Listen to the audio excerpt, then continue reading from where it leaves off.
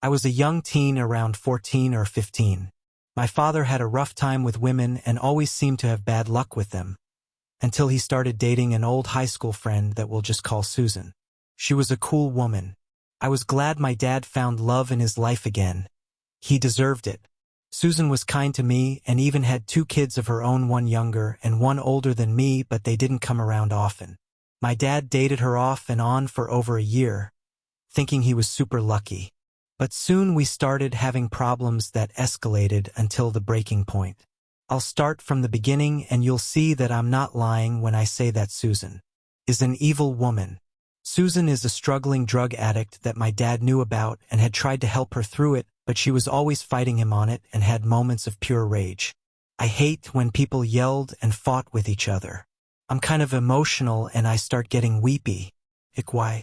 Anyway, my dad had a bad accident when he was hunting behind our woods behind our house. He was coming down and halfway down he fell and perfectly landed one of his legs on a rock that completely shattered his kneecap. He had to have surgery and go on heavy pain medication to keep him comfortable. 3 weeks and he came home but needed crutches for months and still had some heavy pain meds. Enter Susan, who was hardly around the hospital during my dad's entire stay. She would end up sneaking my dad's pills when he was asleep and just abuse them all the time. My dad ended up hiding them from her. That was the moment things went downhill. First, she tried to convince me to steal my dad's meds so she could take them, saying that if 2 or 3 go missing he won't know. I was appalled at what I was hearing. I refused and I thought her behavior was out of line, but my dad still believed she was a good person. Next, I have to admit that I suffer from low self-esteem and emotional anxiety from time to time.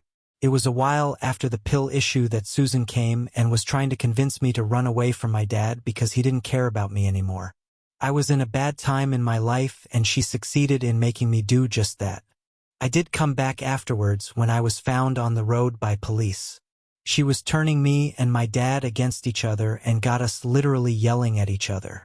But we resolved this, and after some reflection we both realized that for all the major problems we have had happen, Susan was the instigator. My dad promised she'd be gone soon. And wouldn't you know it, Dad found out she was actually cheating on him. He walked in on her and her ex when he went to her place to break up. It made his choice a lot easier. Susan was gone. We finally had our lives back, or so we thought. One day I came home from school and went into our house to find that it was completely trashed. I was shocked and confused and didn't know what was going on. My dog was acting normal and happy to see me, but everything was wrecked. I looked around and saw my Xbox 360 and we were stolen along with most of my games. My dad's room was also in tatters, so I decided to call my dad to ask what was going on. A family friend actually showed up during this and looked around too. My dad rushed home and was absolutely furious when he went inside.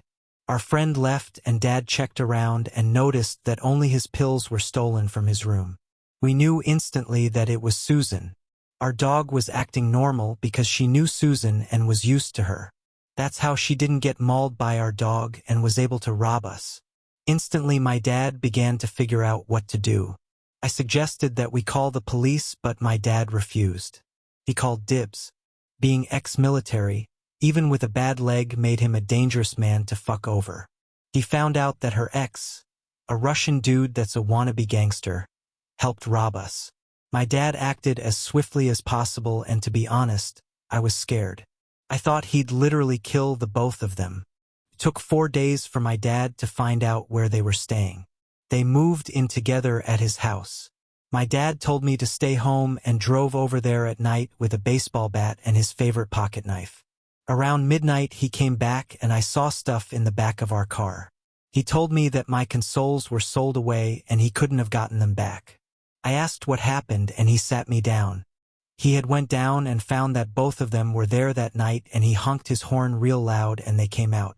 Susan didn't recognize the car in time and her ex, let's call him Tim, got scared to death as my dad got out, bat in hand. Now this dude was supposed to be a badass gangster that would beat anyone down. And my dad was only just recovered enough to not need crutches anymore. So in favor of odds, you'd expect Timmy to be itching to fight, knowing he'd win. but he caved in.